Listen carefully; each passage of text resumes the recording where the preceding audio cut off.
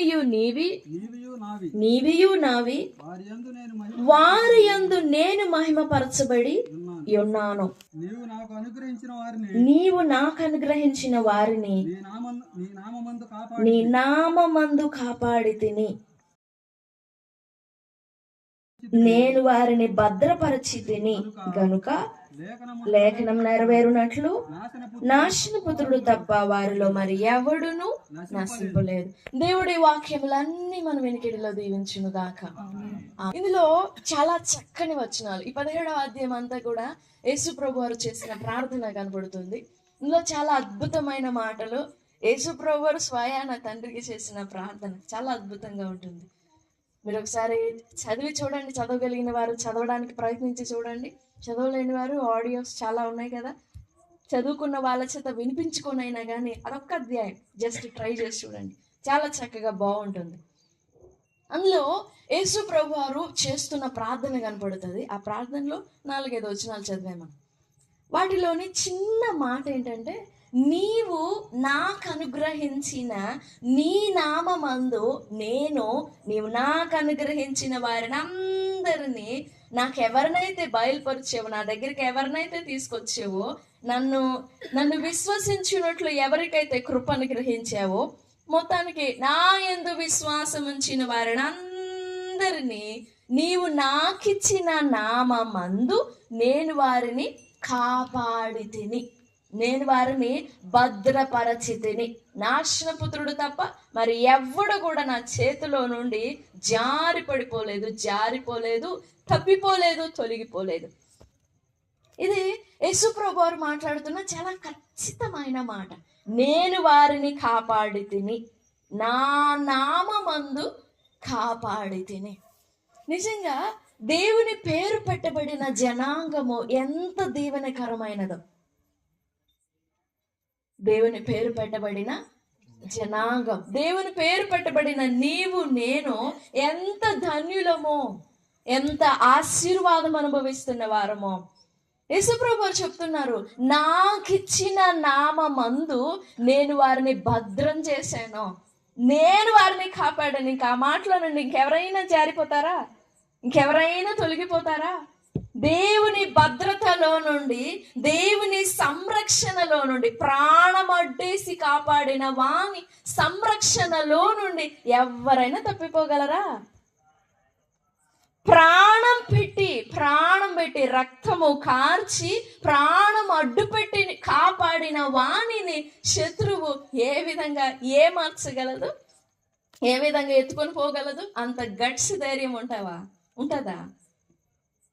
కాకపోతే మనకు దేవుని పేరు పెట్టబడినదన్న సంగతి మనం అంత లక్ష్య పెట్టము కదా. మనకి 4 వాగ్దానాలు, 4 ప్రవచనాలు, 4 పాటలు, 4 వచనాలు, వచనాలకి ఇవన్నీ తెలిస్తే చాలు. దేవుడు నిన్ను ప్రేమిస్తున్నాడు అని అంటే చాలు. ఇంకా దేవుడు నన్ను ప్రేమిస్తున్నాడు అంట. దేవుని ప్రేమ తెలుసు అనుకుంటుంది సమస్త క్రైస్తవ లోకం కూడా ఈ రోజుల్లో. నాకు దేవుని ప్రేమ తెలుసు అనుకుంటున్నారు కానీ అసలు ఆ ప్రేమ యొక్క లోతు, ఎత్తు, వెడల్పు, పొడవులు లోతుగా పరిశీలన చేయట్లా. మనలో ఎంతమందికి తెలుసు దేవుని ప్రేమ? నాకు ప్రభు ప్రేమ తెలుసు అన్న వాళ్ళు మీ చేయి చూపించండి. తెలీదా కదా? తెలుసు అనుకుంటాం కానీ దానిలోని మాధుర్యాన్ని అనుభవించడం చేత కావట్లేదు మనకి. ఆ ప్రేమలోని ఆ భావాన్ని, ఆ ప్రేమలోని భద్రతని, ఆ ప్రేమలోని ఐశ్వర్యాన్ని, ఆ ప్రేమలోని సమృద్ధిని, ఆ ప్రేమలోని క్షమ, ఆ ప్రేమలోని కృప, ఆ ప్రేమలోని కనికరం, అసలు ఆ దేవుని ప్రేమలో ఎన్నెన్ని ఉన్నాయో వాటన్నిటిని మిస్ అయిపోతుంటాం. నిజంగా దేవుని ప్రేమ ఎంత అద్భుతమైనదోనండి. ఈ 17వ అధ్యాయంలో యేసుప్రభు వారు అంటున్నారు, తండ్రి నీ యందు నేను, నా యందు నీవు, మన ఇద్దరం ఏకమై ఉన్నాం కదా, మనం ఇరువురము ఏకమై ఉన్న లాగున నా యందు విశ్వాసం ఉంచిన వారు కూడా మన యందు ఏకమై ఉండాలని లోకము పుట్టక మునుపు 5వ వచనం, తండ్రి లోకము పుట్టక మునుపు నీ యొద్ద నాకు ఏ మహిమ ఉండేనో వాళ్ళకి నేను ఆ మహిమ ఇచ్చాను. ఆ మాట అర్థం చేసుకోవడానికి చాలా కష్టంగా ఉంటుంది. లోకం పుట్టక మునుపు ఆయనకి ఎలాంటి మహిమ ఉంది? ఆ మహిమ మనకివ్వబడుతుందా? యోహాను సువార్త 1వ అధ్యాయం 1వ వచనం చదివితే, ఆదియందు వాక్యం ఉండెను. తర్వాత వాక్యము ఎప్పటి నుంచి ఉన్నారు? ఆది నుండి. 1 యోహాను పత్రిక 1వ అధ్యాయం 1వ వచనంలో ఆది నుండి జీవవాక్యమునకు వచ్చినది. ఆది నుండి మేమేది వింటిమో, మేమేది కనులార చూచితిమో, మా చేతులు దేనిని తాగి చూచెనో, మేము దేనిని నిదానించి కనుగొంటిమో. ఆది నుండి ఉన్న వాణిని నేను ఎరుగుదును అని చెప్తున్నాడు యోహాను. మేము నిదానించి కనుగొన్నాము. ఏది? యోహాను సహవాసం చేసింది యేసుప్రభు వారితోనా? శరీరమును దాల్చిన యేసుప్రభు వారితోనా? యేసుప్రభు వారితోనైతే నిదానించి అట్లాగే గుడ్లప్పగిచ్చి చూడాల్సిన అవసరం ఏముంది? కానీ యోహానట, ఆ పత్రిక రాసిన యోహాను, సువార్త రాసిన యోహాను అంటున్నాడు, మేము నిదానించి కనుగొన్నాం. ఈయన ఎక్కడి వాడు? ఆది యందు వాక్యం ఉండెను, వాక్యం దేవుని యొద్ద ఉండెను.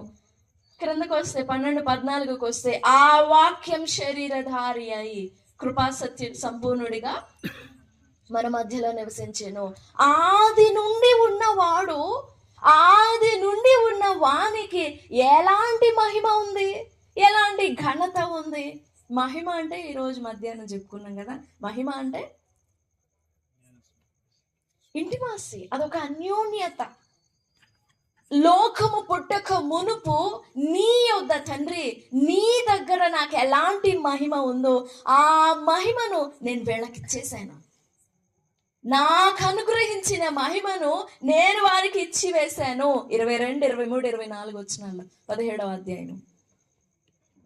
నా నామమందు, నీవు నాకిచ్చిన నామమందు వీళ్ళని భద్రపరిచి, వీరిని కాపాడి, వీరికి నా మహిమనిచ్చేశాను. వారు కూడా మన ఇద్దరిలాగా, నీవు నేను ఎలా ఏకమై ఉన్నామో వీరు కూడా మన యందు ఏకమై ఉండవలెనని. ఇదే యోహాను సువార్త 14వ అధ్యాయం 21వ వచనంలో ఉంటుంది. నన్ను నేను కనుపరుచుకొందును. 21, నా ఆజ్ఞలను అంగీకరించి వాటిని గైకొనువాడే నన్ను ప్రేమించువాడు నా తండ్రి వలన ప్రేమింపబడును. నేనును వానిని ప్రేమించి వానికి నన్ను కనుబరచుకొందును. యేసయ్య ప్రేమలో చాలా మాధుర్యం ఉందండి. మనం అర్థం చేసుకునే దానికంటే, మనం గ్రహించే దానికంటే, మనం వినేదానికంటే, మన శక్తితో, మన బుద్ధితో, మన జ్ఞానముతో మనం చదివేదానికంటే దేర్స్ లాట్ మోర్. చాలా ఉంది, చాలా ఎక్కువైన ప్రేమ ఉంది. భక్తులు అంటారు, ఎన్ని వేల సంవత్సరాలైనా ఆ ప్రేమను ధ్యానం చేసుకోవడానికి, ఆ ప్రేమను చెప్పడానికి సమయం చాలదు అంటారు. మనం ఎప్పుడు తెలుసుకోవాలి ఆ ప్రేమ? మీకు ఎప్పుడైనా ఆలోచన వచ్చిందా, దేవా అసలు నా పట్ల నీకు ఎంత ప్రేమ ఉందో ఒక్కసారి కనపరచు, అది నా హృదయానికి అర్థమయ్యేటట్లు బోధపరచు. సిలువలో చనిపోయిన ప్రేమ కంటే మనం అక్కడే ఆగిపోతాం. అక్కడే కాదు, సిలువలో ప్రాణం పెట్టారు, ఆ ప్రేమ కంటే ఇంకా చాలా ఉంది మనం అనుభవించాల్సిన ప్రేమ. కాకపోతే మనలో చాలా మంది కూడా అక్కడే స్టక్ అయిపోతాం. కానీ about that, more than that, there is much more. ఇంకా చాలా ఉండింది. ఏంటది అని అంటే ఆయన మహిమ. మనం దేవుని మహిమ అయి ఉన్నాము. 2 కొరింథీ పత్రిక 3వ అధ్యాయము 18వ వచనంలో, మనమందరమును ముసుగులేని ముఖముతో ప్రభు యొక్క మహిమను ప్రతిఫలింపచేయచ్చు, అద్దము వలె ప్రతిఫలింపచేయచ్చు, మహిమ నుండి అధిక మహిమ పొందుచు ప్రభువగు ఆత్మ చేత ఆ పోలికగానే మార్చబడుచున్నాం. మనం దేవుని మహిమ అండి, కొంచెం కొంచెం మహిమ కాదు, మహిమ నుండి అధికమైన మహిమ పొందుకుంటూ మరి ఆ యుగయుగాలు ఏలే ఆ రాజుతో పోయి మనం కలిసి యుగయుగాలు జీవించాలనంటే మనం ఇట్లా పోతే కుదరదుగా. ఆయన ఎంత మహిమ గలవాడో అదే మహిమలో సమానమైన మహిమలో మనం కూడా పాలొందాలి కదా. ఆ షేర్ ఇవ్వడానికి, ఆ భాగం, ఆ మనల్ని అలా పాలివారినిగా చేయడానికి యేసు ప్రభు వారి భూమి మీదకి శరీరధారిగా వచ్చింది. ఇదిగో నేను ప్రాణమే ఇచ్చేసాను మీకు, ఇంకా యు కెన్ కమ్ ఫార్వర్డ్, మీరు ఇంకా లోపలికి రండి, మీరు ఎక్కడే ఆగిపోవద్దు, నేను ప్రాణం పెట్టాను, ఇదిగో నా శరీరాన్ని ఒక రహదారిగా ఉంచుతున్నాను, ఒక మార్గంగా, జీవ మార్గంగా ఉంచుతున్నాను, మీరు ఈ మార్గంలో గుండా రండి లోపలికి, ఇంకా అంతఃపురంలో చాలా ఉంది, ఇంకా అంతఃపురంలో చాలా ఉంది. ప్రేమ, మహిమ, మాధుర్యము, ఘనత, ప్రభావములు ఎన్నున్నాయో. 8వ అధ్యాయం 5వ వచనంలో ఉంటుంది కీర్తనల గ్రంథంలో, దేవుని కంటే కొంచెమే తక్కువ అనిగా చేశాం. మహిమ ప్రభావములతో నీవు వానికి, ఎవరికి మహిమా ప్రభావాలతో కిరీటం? దేవునికా? ఎవరికి కిరీటం? నమ్మలేం కానీ మనిషికే, నమ్మలేం కానీ నీకే. అదే నువ్వు దేవుని మహిమ అయి ఉన్నావు. ఈ మాట వినుచున్న నీవు దేవుని మహిమ అయి ఉన్నావు. అందుకే ప్రభు ప్రాణం పెట్టాడు. ఏదో ఊరికి ప్రాణం పెట్టలేదు ఆయన. గాలికి కొట్టుకొని పోయే ప్రాణం అయితే ఆయన దిగి వచ్చి ప్రాణం పెట్టాల్సిన అవసరం లేదు. ఆ పుట్టలు, చెట్టు పుట్టలు కలుగును గాక అని పలికారు కదా, మనల్ని కూడా అలా పలికేవారు. శరీరంలో ఎన్ని అవయవములు ఉండాలో అన్ని అవయవములతో ఒక బాడీ నిర్మితం అవుగాక అంటే అయిపోతుంది. చిమ్మ చీకటిలో శూన్యం, నిరాకారంగా ఉన్న భూమిని చూసి వెలుగు కలుగును గాక అని పలికిన దేవునికి మనల్ని పలకడం ఒక లెక్క. ఇంకా మనం అనుకుంటాం, నేనేంటి, నా జీవితం ఏంటి, అసలు కుక్క బతుకైపోయింది, నా ప్రవర్తన ఏంటి, ఇలాగుండింది అని ఎన్నో రకాలైన జంతువులతో పోల్చుకుంటాం మనం కదా. పుట్టినప్పటి నుండి మన కంటికి కనపడిన జంతువులన్నిటితో పోల్చేసుకుంటాం. అవును, నా జీవితం ఎట్లాగనే ఉంది.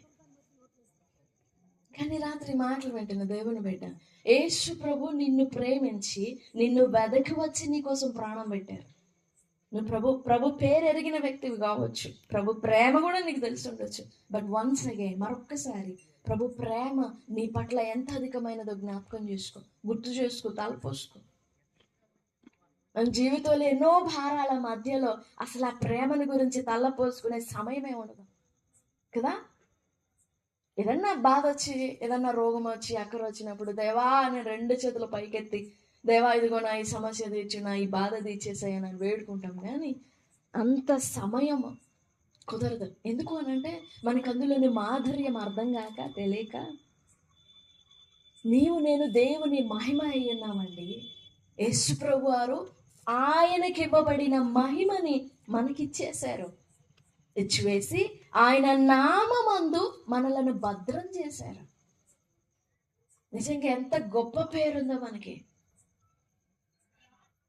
ఆ పేరుని బట్టే మనం ధన్యులం. 4వ అధ్యాయంలో, పేతురు పత్రిక 4వ అధ్యాయము 17వ వచనంలో ఒక మాట ఉంది, ఎవడైనాను క్రైస్తవుడైనందుకు బాధను అనుభవించిన ఎడల అతడు సిగ్గుపడక ఆ పేరును బట్టి, 1 పేతురు 4వ అధ్యాయం 16వ వచనం, క్రైస్తవుడు అనే పేరును బట్టియే క్రైస్తవుడైనందుకు బాధ అనుభవించిన ఎడల అతడు సిగ్గుపడక ఆ పేరును బట్టియే దేవుని మహిమపరచవలెను.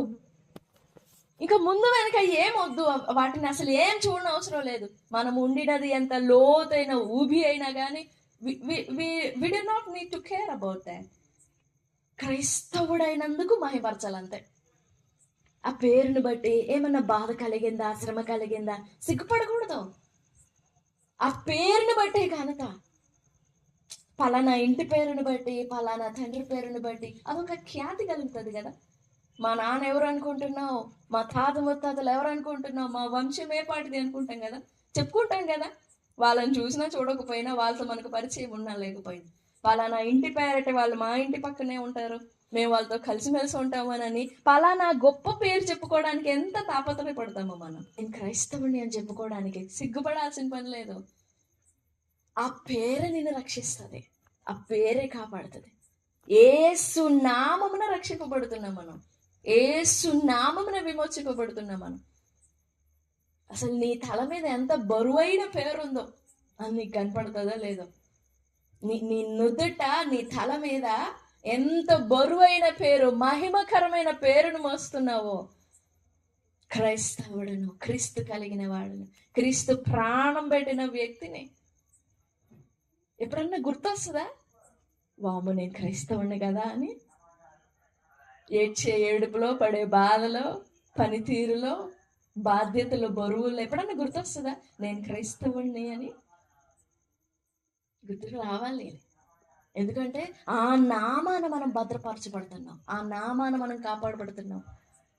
ప్రభు చెప్తున్న మాట, నేను వారిని కాపాడి తిని, నా యందు విశ్వాసం ఉంచిన వారిని నేను కాపాడాను, నేను భద్రం చేశాను, నా మహిమనిచ్చేసాను వారికి. ఇంకేంటి తక్కువ? నా మహిమ లోకం పుట్టక మునుపు, ఈ జగత్తుకు పునాదులు వేయబడక మునుపు నాకు ఎలాంటి మహిమ ఉందో ఆ మహిమను వీరికి ఇచ్చేసి, ఆ మహిమలో వీరిని భద్రంగా కాపాడుతూ వచ్చాను. ఏదైనా తోటలో ఆదాము హవ్వలు ఎంత భద్రంగా కాపాడబడ్డారో తెలుసా? వారు దేవుని స్వభావము, దేవుని స్వరూపము, దేవుని పోలికలో ఉన్నారు. దేవుడు తన స్వరూపమందు తన పోలికలో సృజించి వారిని స్త్రీనిగా పురుషునిగాను సృజించి వారిని ఏదైనా తోటలో జస్ట్ అలా సెక్యూర్ చేసి పెట్టాడు. వారు దేవుని మహిమలో ఉన్నారు, కాకపోతే తాము మహిమలో ఉన్నారన్న జ్ఞానం లేదు వాళ్ళకి. తాము మహిమలో ఉన్నాము. ఓ భూమి మీద మట్టి తినే ఒక పాము వచ్చి ఇది నిజమా అనగానే మహిమంతా పోయే. ఒక్క పాము వచ్చేట మాట్లాడేది. ఆఫ్టర్ ఆల్ పాము ఎంత? పాము మహిమ ఎంత? వీరి మహిమ ఎంత? పాము వచ్చేసి ఆ చెట్టు మీద తిరుగుతూ ఉండింది. పాము వచ్చేసి మరి అది నడుస్తూ ఉండింది. అది వచ్చేసి ఇది నిజమా, నిజంగా మీరు చచ్చిపోతారా అనగానే వాళ్ళు మహిమలో భద్రపరచబడి ఉన్నారు, సిగ్గు ఎరగకుండా ఉన్నారు, దిగంబరులుగానే ఉన్నారు. కానీ వాళ్ళకి అలాంటి ఏం లేదు, ఏ కాన్షియస్ లేదు, ఎలాంటి స్పృహలు లేవు, ఎలాంటి ఆలోచనలు లేవు. మహిమలో గౌరవంగా, సగౌరవంగా, మర్యాదపూర్వకంగా మహిమలో భద్రం చేయబడి ఉన్నారు వాళ్ళు. ఎప్పుడైతే ఆ మహిమలో నుండి తొంగి చూసిందో హవ్వ, పోయింది, మొత్తం గారిపోయింది. ఆ సర్పం వచ్చి చెప్తుంది, ఇదిగో మీరు ఈ పండు తింటే మీరు మహిమను దాల్చుకుంటారు, ఈ పండు తింటే మీరు దేవునిలాగా అయిపోతారు అని అబద్ధం మాట్లాడింది. వాళ్ళు ఉన్నదే దేవుని మహిమలో, ఇంకెక్కడి నుంచి వస్తుంది మహిమ? దేవుని పేరును బట్టి నీవు కలిగి ఉండిన మహిమ నువ్వు చూసుకోవాలి. అది నీ నేత్రాలు వెలిగింపబడాలి. నీ నేత్రాలు వెలిగింపబడిన తరువాత ఆ మహిమ నువ్వు గ్రహిస్తావు, చూస్తావు. చూడాలి, పోగొట్టుకోకమునిపై చూడాలి ఆ మహిమని, ఆ వెలుగుని. శుభ్రంగా అంతా నీరు గారిపోయి మొత్తం చేజారిపోయిన తర్వాత ఒక్కసారి ఏదైనా తోటకెళ్ళి చూస్తే ఎంత బాధ వచ్చి ఉంటుందో వాళ్ళిద్దరికి, ఆదామవ్వలకి. అరే చిన్న మాటే ఇంత మహిమ పోగొట్టిపోయి, అసలు మా అవతారాలు ఏంటి ఇలాగున్నాయి? ఇంత దరిద్రమైన అవతారమా, ఇంత అపవిత్రమైన అవతారమా? ఈ అపవిత్రమైన అవతారాన్ని మేము ఇప్పుడు ఇష్టపడి మా చేతులు మేము లాక్కొచ్చుకున్నాము. ప్రభు ఏమో మమ్మల్ని భద్రంగా కాపాడితే మహిమలో నుండి బయటికి చూశారు వాళ్ళిద్దరు. ఒక్క హవ్వే కాదు, ఆదాము కూడా చూశాడు. ఆదాము నిబంధన మీరు ద్రోహి అయ్యాడని ఉంది. ఒక అవ్వే కాదు, అవ్వే పాపం చేస్తుంది అనుకుంటారు. నో, వాళ్ళిద్దరూ చేశారు పాపం. మహిమలో నుండి తొంగి చూశారు. నీ మీద ఎలాంటి మహిమ ఉందో నువ్వు తెలుసుకోకపోతే ఎవరు తెలుసుకుంటారు, ఎవరు చెప్తారు? నీ మీద ఉన్నది ఏంటో అది నువ్వే తెలుసుకోవాలి. దేవుని పేరును బట్టి, దేవుని ప్రేమను బట్టి నీ మీద ఎలాంటి బరువైన బాధ్యత ఉన్నదో, ఎంత అధికమైన ప్రేమ ఉన్నదో, ఎంత మహిమ ఉన్నదో అది నీవే తెలుసుకోవాలి. వ్యక్తిగతమైన రక్షణ అది, వ్యక్తిగతమైన అనుభవము అది. అది దేవునితో నడవటం వలన, దేవునితో సమయం వెచ్చించడం వలన, దేవునితో మాట్లాడటం వలన అది నీకు నేర్పింపబడుతుంది. దేవునితో సమయం వెచ్చించటం వలన, దేవునితో మాట్లాడటం వలన, దేవునితో మూవ్ అవ్వటం వలన, సంభాషించటం, మాట్లాడటం వలన అది నీకు నేర్పింపబడుతుంది. ఓకే, ఆయన లాంటి మహిమే నాకివ్వబడింది కదా, ఆయన లాంటి రూపం నాకివ్వబడింది కదా, ఆయన లాంటి స్వభావం నాకివ్వబడింది కదా, ఆయన సిలువలో ప్రాణం పెట్టి ద సేమ్ పోలికను నాకిచ్చాడు కదా అని అలా ఆయనతో నడవటము వలన ఆయన మహిమ, ఆయన స్వభావము నీకు బోధింపబడుతుంది, నేర్పింపబడుతుంది. అలా నడవకుండా అది బోధింపబడదు, నేర్పింపబడదు. అదేదో అలా చేయబెట్టేసి ప్రార్థన చేయగానే తల మీద నుంచి ఒక మహిమలాగా, ఒక చల్లని గాలి వచ్చి నిన్ను ఆవరించి నిన్ను ఒక్కసారిగా మహిమ పూర్ణులనిగా చేయదు. నువ్వు నడవాలి, దేవునితో మాట్లాడాలి.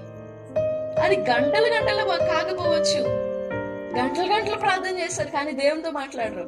అవసరాలన్నీ ఇంకా వల్ల వేస్తూ ఉంటారు, లిస్ట్ అవుట్ చేస్తూ ఉంటారు. అలాగా ఒక గంట లేదా కొన్ని నిమిషాలు, ఒక నిమిషమే కావచ్చు, నీ మనస్సు విప్పి ప్రభుతో మాట్లాడుకున్నప్పుడు అది దేవునితో నడవడం అంటే ఒక్క నిమిషం. అప్పుడు అలా నువ్వు నడుస్తుండడం బట్టి, నువ్వు దేవునితో మాట్లాడుతుండడం బట్టి దేవుడు నీకు నేర్పుతారు, బోధ చేస్తారు, నీకు నేర్పిస్తారు. ఆయన మహిమలో ఉన్నావని నీ నేత్రాలు వెలిగింపబడతాయి. అప్పుడు నువ్వు నడవనంత వరకు నేర్పింపబడదని. నువ్వు నడవాలి. అన్ని వినగానే పొందుకునేదే కాదు, విని విశ్వసించగా మరలా తిరిగి నువ్వు ప్రార్థన చేయగా నీకు దొరుకుతాయి ఆ దీవెనలన్నీ. విశ్వాస జీవితం అంటే, క్రైస్తవ జీవితం అంటే ఒక మాట విని అట్లా పడేసేది కాదు. మాట విని దాన్ని అనుసరించాలి, దాన్ని పట్టుకోవాలి, దాన్ని సాధించుకోవాలి, సొంతం చేసుకోవాలి దాన్ని. అప్పుడే ఆ మాట మన సొంతం అవుతుంది. ఫలానా ఎప్పుడో నేను విన్నాను కదా ఆ మాట నాది అని అంటే కుదరదు. నడవాలి ఆ మాటతో. ప్రభా, ఈ మాట మాట్లాడావు, నేను నీ మహిమయ్యి ఉన్నానని మాట్లాడావు. ఏంటిది? నిజంగా నేను నీ మహిమనా? ఎలాగ అర్థం చేసుకోవాలి? నేను దీన్ని ఎలా తెలుసుకోవాలి? నాకు బోధపరచరా, నాకు నేర్పరా, నాకు చెప్పరా, నాకు అర్థమయ్యేటట్టు చెప్పండి. నాకు తెలివి లేదు, ఒప్పుకోవడమే దేవుని దగ్గర. నాకు తెలివి లేదు, జ్ఞానం లేదు, నాకు బోధించండి అని అంటే అప్పుడు దేవుడు ఇష్టంగా మన దగ్గరకు వచ్చి, మన సమీపానికి వచ్చి, మన దగ్గరని సమీపించి మన హృదయపు వాకిలి తెరుస్తారు, మన నేత్రం వెలిగిస్తారు. అప్పుడు ఇది వరకు ఉండిన గ్రహింపుకి, ప్రభు హృదయం తెరవగా నీకుండే గ్రహింపుకి, జ్ఞానానికి చాలా తేడా ఉంటుంది. మందిరంలో సమయం గడిపితే కాదు, లేదా పాట పాడితే కాదు, ఒక గంట ఉదయం ఒక 10 అధ్యాయాలు, సాయంత్రం ఒక 10 అధ్యాయాలు రొటీన్ గా బైబిల్ చదివితే కాదు. దేవునితో నడవటం అనేది ఒకటి ఉంది. అలా నడవటం వలన మనం ఎలాంటి దీవెనలు కలిగి ఉన్నామో ఆ దీవెనలన్నీ మనకి బోధపడతాయి, మనకి అర్థమవుతాయి, మనకి నేర్పింపబడతాయి. ప్రభు అంటున్నారు, నేను వాళ్ళని కాపాడాను. అక్కడ ఉండిన శిష్యులందరిని గురించి మాట్లాడుతున్నారు ప్రభువు వారిని కాపాడినట్టు వారికి తెలుసో తెలీదో మరి.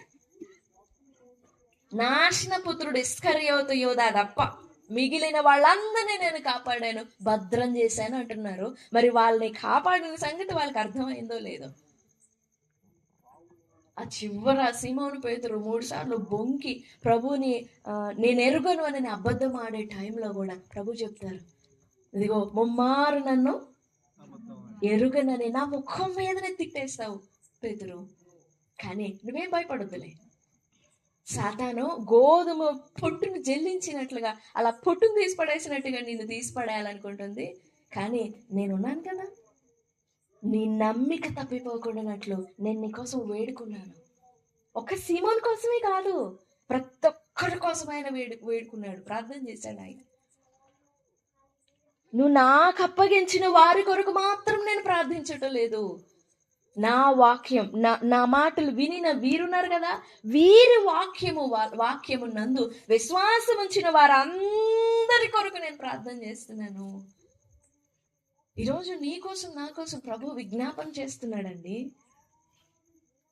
ఆ విజ్ఞాపనను చూసే తీరుకుండదు మనకి, కానీ ప్రభు విజ్ఞాపన చేస్తున్నాడు. ప్రభు నమ్ముతారా మాట? మీకోసం, నా కోసం చెప్పుకోండి మీ మనసుతో, నా కోసం ప్రభు విజ్ఞాపన చేస్తున్నాడు. ఆ మాట గ్రహించడమే చాలా గొప్ప భాగ్యం. ప్రభు విజ్ఞాపన చేస్తున్నాడు కాబట్టే ఈరోజు ఇట్లా ఈ విధంగా ఉండగలిగామండి. Praise the Lord. ప్రభు విజ్ఞాపన చేస్తున్నాడు, భద్రపరుస్తున్నాడు, కాపాడుతున్నాడు. ఆయన కౌగిలిలో, ఆయన మహిమలో, కృపలో, ప్రేమలో, సన్నిధిలో కాపాడుతా ఉన్నాడు. ఆయన నామం చాలా మహిమ కలిగిందండి. దానిలోకి పరుగెత్తి సురక్షితంగా మనం ఉండొచ్చు. అదో బలమైన దుర్గం దేవుని నామం. యెహోవా నామం బలమైన దుర్గం. అదో ఆశ్రయపు బండ, ఆశ్రయం ఇచ్చే బండ, దాగుచోటు అది. సో ఈ రాత్రికాల సమయంలో దేవుని పేరు నీకు పెట్టబడినది అనే విషయం ఒక్కసారి గుర్తు చేసుకో. ఆ నామంలో నువ్వెంతవరకు భద్రపరచబడుతున్నావు, ఇక ముందు కూడా భద్రపరచబడతావు. ఇక ముందు కూడా ఆ నామం నిన్ను కాపాడుతుంది. నువ్వు ఆ నామమును పట్టుకున్నంత వరకు, నువ్వు ఆ నామాన్ని విశ్వసించేంత వరకు, విశ్వాసం ఉంచినంత కాలం ఆ నామం నిన్ను కాపాడుతుంది. ఆ నామం నిన్ను భద్రపరుస్తుంది. ఎందుకనంటే నీకు మహిమ ఇచ్చింది. క్రైస్తవుడు అని అంటే అదేదో జస్ట్ సింపుల్ ఏం కాదు. సో రెవరెన్స్డ్ వర్డ్ అది. చాలా గౌరవప్రదమైన పేరు అది. ఆ పేరుతో పిలువబడుతున్నాం మనం. దేవుని బిడ్డలు అని అంటారు, వాళ్ళు చర్చికి పోయే వాళ్ళు అని అంటారు, వాళ్ళు క్రైస్తవులు అని అంటారు, వాళ్ళు క్రీస్తు బిడ్డలు అని అంటారు, కొంతమంది వాళ్ళు బైబిల్ బిడ్డలు అని అంటారు. వాక్యం చెప్తుంది మనము వాక్యములు అని. యెహోవా వాక్యములారా, ఆయన ఆజ్ఞను నెరవేర్చువారులారా, ఆయన వాక్యములారా. నిజంగా ఎంత ఘనమైన పేరు ఇవ్వబడిందో మనకి. ఈ మాటలు నీకు అర్థమవ్వాలని ప్రభు సన్నిధిలో వేడుకో. ఈ పేరులో, దేవుని నామములో నువ్వు భద్రపరచబడుతున్నావని, భద్రపరచబడతావని మరొకసారి ప్రభు సన్నిధిలో జ్ఞాపకం చేసుకో. ప్రభు సహాయం వేడుకో. దేవుడి మాటలన్నీ మన వెనికిడిలో దీవించుగాక. Amen, amen. చిన్న ప్రార్థన చేసుకుందాం.